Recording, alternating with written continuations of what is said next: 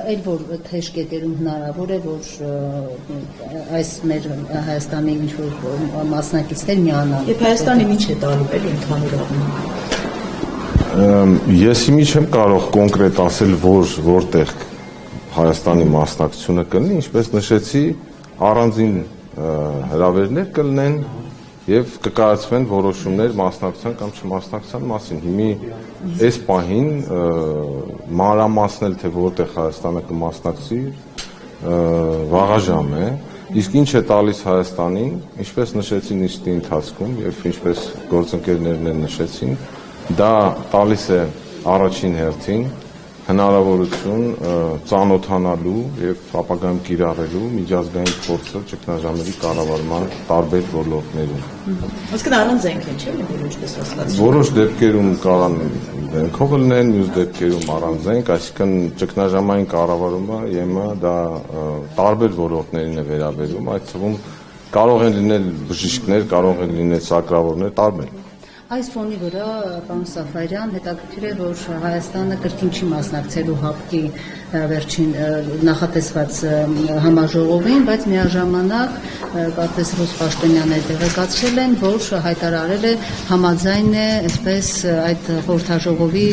ժամանակ ներկայացված փաստաթղթերին։ Սա ինչպես է գնահատում, դեռ Հայաստանը սառեցված է, բայց շարունակում է մնալ ՀԱՊԿ-ում եւ այս մանյովրը չենք մասնակցում, բայց պատրաստ ենք համաձայն ենք բոլոր փաստաթղթերի հետ։ Սա ինչպես է գնահատում։ Եվ զուգահեռ այդտեղ չեք մասնակցում, այստեղ Եվրամիության հետ կապված այսպիսի համաձայնագիր է ստորագրում։ Այսպես այդ քաղաքական այդ կա թե չէ։ Պետք չի կապել այս երկու գործընթացները կամ դրվագները իրար հետ։ ՀԱՊԿ-ի հետ կապված Հայաստանի ձևաչափը եւ քաղաքականությունը հայտարարվել է, մենք դրա մասին արդեն որոշ ժամանակ առաջ հայտարարել ենք, ինչպես դուք նշեցիք, եւ չենք խոչընդոտում որոշումներ, չենք մասնակցում, բայց չենք խոչընդոտում որոշումների փաստաթղթերի ընդունմանը։ Իսկ այս համաձայնագիրը ես չէի կապի որևէ կերպ այլ ինչ-որ գործողությունների հետ Հայաստանի դիվանագիտական կամ քաղաքական։ Պարոն Սաֆարյան, եթե չեք խոչընդոտում փաստաթղթերի այսպես ստորագրմանը, ընդունմանը եւ հայտարարում եք, որ սառեցվում է Հայաստանի մասնակցությունը այս ամենին, ի՞նչն է խանգարում դուրս գալ, որ ոչ մի բան Հայաստանը այս կառույցում չի ուզում անել, չի խանգարում, չի օգնում, չի մասնակցում։ Ո՞րն է պատճառը, որ դեռ հապում եք մենք։ Այս փուլում մեր քաղաքականությունն այդպիսին է։ Ես հավելում չէի անի դրա մասին, այսինքն հայտարարված քաղաքականություն այն ինչ որ նշեցի։ Պատճառ կար մնալու, ուզում եք հասկանալ, պատճառը ո՞ր է, որ դեռ հապաղում եք, մնում եք։ Այդ քաղաքականությունը հանրությանը չի բացահայտում, ո՞րն է պատճառը։ Եթե հավելյալ դիրքորոշումներ կամ քայլեր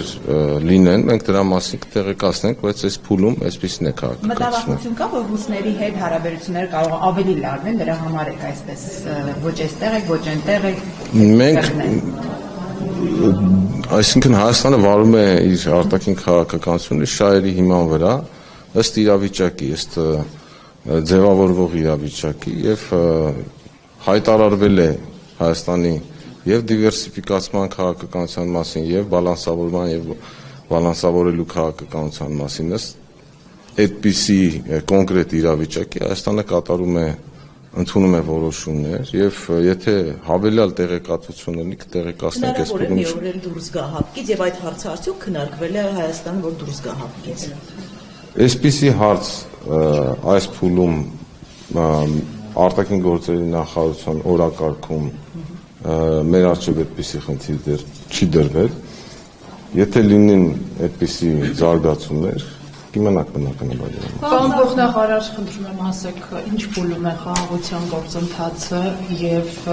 արդեն ժամկետներ նախանշված է, թե նախաստորագրված խաղաղության համաձայնագիրը երբ հնարավոր ստորագրել եւ երկրորդ հարց խնդրում եմ մանրամասնել նաեւ, թե ինչ փուլում է սահմանագծման գործընթացը, տեղաշարժ կա, թե ստատիկ վիճակում է։ Խաղաղության գործընթացի մասին մանրամասն անդրադարձ կատարվել է մեր նախարարի կողմից հենց ազգային ժողովում Ես այս փուլում հավելյալ որևէ բան չէի ավելացնի, գործընթացը նորմալ շարունակվում է եւ մենք մեծ հույս ունենք, որ համաձայնագիրը ապագայում կստորագրվի, այդ առումով կան նաեւ անընդհատ կոնտակտներ։ Ինչ վերաբերում է սահմանազատման գործընթացին, եթե լինեն, այսինքն դա պրոցես է, որը որ իրականացվում է երկու երկրների սահմանազատման հանձնաժողովների ղեկավարների կողմից եւ մենք միշտ հաղորդագրությունների միջոցով տարածում ենք այն ամենը, ինչ որ կատարվում է Սյունիքում է շարունակվելու։ Մեր Գրիգորյանն ասել էր, որ հրավիրատար սահմանազատում նաև Թրամփի Ուղղակի կապած ասում են, որ Սյունիքով հնարավոր է շարունակվի։ Հայտարարությանը այս բանին ես ավելացնելու բան չունեմ, եթե լինի զարգացում, անպայման կլինի հաղորդագրություն։ Հապաղում է գործընթացը։ Աշխատանքներ հիմա տարվում են այս ուղղությամբ։ Անընդհատ աշխատանքներ են տարվում։ Փոխնախարար ստորագրման ժամկետների հետ կապված հարցեր կարծեք թե բայց թողեցիք, կան մոտավոր ժամկետներ։ Չէ, մոտավոր, այսինքն հստակ ժամկետների մասին չեմ կարող։ Պարոն Սաֆարյան, նաև TRIP-ի հետ կապված քննարկումներ ընթանում են եւ երկու ընկերություն, քանի ընկերություն կարող է լինել, որովհետեւ այսպիսի տեղեկություններ կան մամուլում, որ ԱՄՆ-ից ասել են, որ եւս երրորդ կողմ պետք է լինի, բացի այն, որ Հայաստանը եւ ԱՄՆ-ն նաեւ մեկ ընկերություն Ռուսաստանից պետք է լինի, արդյոք նման առաջարկ կամ ակնարկ արվել է ԱՄՆ-ի կողմից որպես երրորդ ընկերություն պետք է։ Չեմ լսել այդպիսի տեղեկատվություն, քննարկումները ամերիկյան կողմի հետ հիմա շատ ակտիվ ընթանում են, որևէ այլ մանրամաս այս բանը ես չեմ կարող դրա մասին հայտնել, այսինքն չկա այլ որ հայտնել։ Իսկ մեր պատկերացումները ինչպիսին են, ինչ ընկերություններ կարող են լինել եւ կան բացառություն, որ օրինակ հնարավոր չի Թուրքիայից որևէ կազմակերպություն ներգրաված լինի։ Այդ երկու կողմերն են որոշելու, բնականաբար ամեն կողմ ունի իր մոտեցումները, երկու կողմի խորհրդակցությամբ է դա որոշվելու, որը պետք է Հայաստանի դիրքորոշումը։ Այն ինչ որ կարտահայտվի այդ որոշումների մեջ, այս փուլում պետք չի ավելի մանրամասն խոսել դրա մասին, բայց բնականաբար երկու կողմերի շահերին պետք է համապատասխանի այդ ընկերությունների ընտրությունը եւ առաջին հերթին պետք է ստեղծվի համատեղ ընկերությունը առաջին փուլում։ Հիմա քննարկումները հենց դրա մասին են ընթանում, հայ-ամերիկյան համատեղ ընկերության հիմնման մասին։ Իրենց պատկերացումների կամ պահանջների մասով։ Չէ, այս բանը չեմ կարող խոսել։ Սաֆարյան, երբ ռուս-ուկրաինականի դեպքում մենք տեսնում ենք, որ Մոսկվան ու Վաշինգտոնը ամեն դեպքում պայմանավորվածությունների փորձում են գնալ։ Այսինքն դուք բացառում եք, որ Հարավային Կովկասում, որը մշտապես համարվում է Ռուսաստանի այսպես ազդեցության գոտին, նույն Թրամփի ողու հետ կապված այսպես համաձայնություն լինի, ինչի նման մամուլում այդ հոդվածը կար, որ պետք է արտուղարի օգնականի վերջին այցի տարածաշրջան այցի ժամանակ հենց դա է ասվել, որ երրորդ ընկերությունը կարող է ռուսականը լինել եւ սա ըստ այդ հրապարակման շոկ է առաջացրել Հայաստանի իշխանությունների մոտ։ Իսկ բացառում եք, որ հնարավոր է նույն Հարավային Կովկասում Ռուսաստան Միացյալ Նահանգներ համագործակցություն լինի։ Գիտեք, ես նախ այդ հրապարակումը չեմ տեսել, երկրորդը խոսել մի բանի մասին, որ փաստ չի, ես չեմ ուզենա, որովհետեւ այդպիսի ենթադրությունների վերլուծություն կամ ենթադրությունների,